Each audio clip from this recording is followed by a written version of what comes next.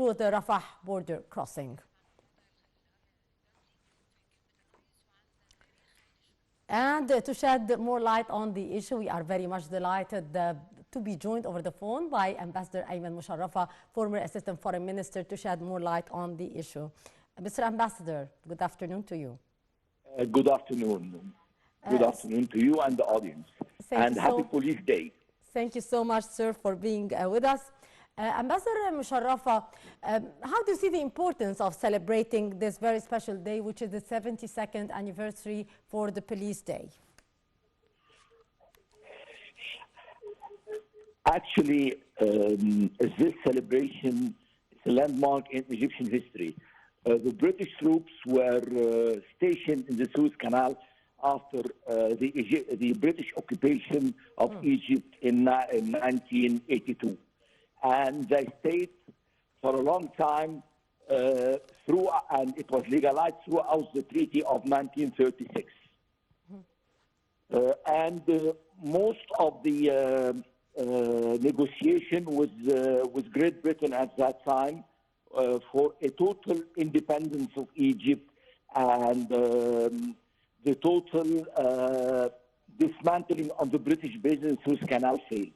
So in 1950, the WAF government decided to abolish the Treaty of 1936 and started a boycott of the base, withdraw all Egyptian workers, all Egyptian handouts or food and water was not at that time provided to the British base. And the police at that time helped the Egyptian population to boycott this British base and even hit all the Fida'in who were staging a military action against the British occupation forces to force them to get out of the Suez Canal.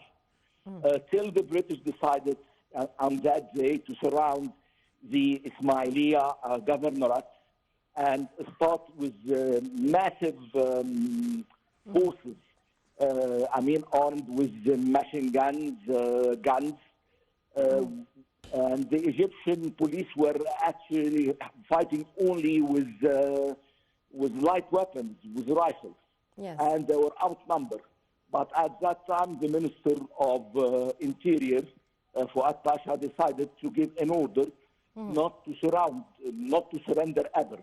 And the Egyptian police fought an uneven battle, but with courage and dignity, and they suffered a lot of casualty. But they never they never lowered the Egyptian flag, and they never surrendered their weapons to the British, and went out of the Ismaili governorate, the remaining of them who were alive, in full dignity. And even they were saluted by the British surrounding forces due to their courage and determination to fight till the end.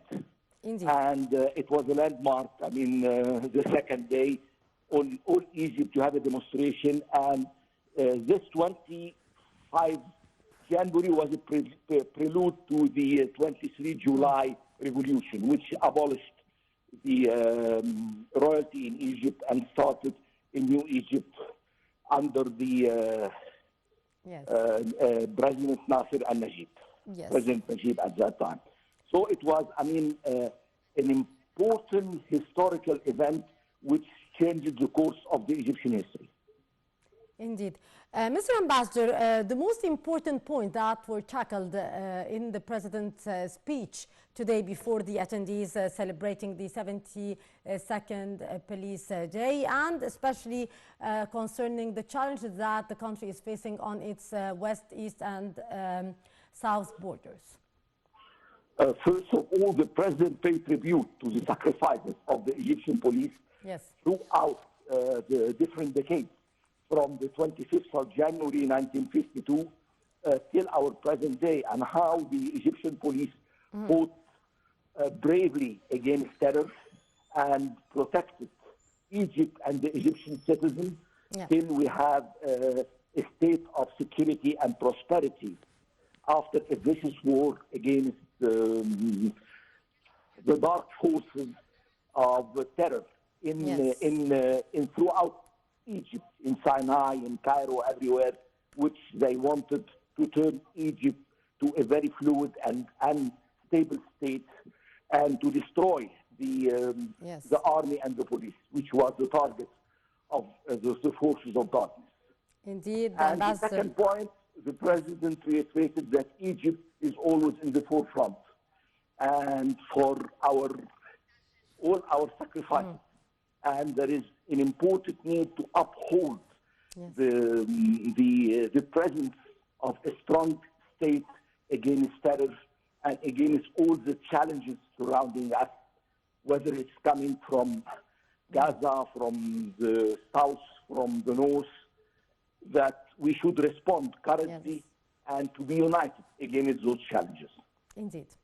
Ambassador Ayman Mosharafa, former Assistant Foreign Minister, thank you so much, sir, for your precious input and for being our guest for today. Our dear viewers will go to a short break, and after that we'll be back to resume our special coverage for the 72nd anniversary of the Police Day.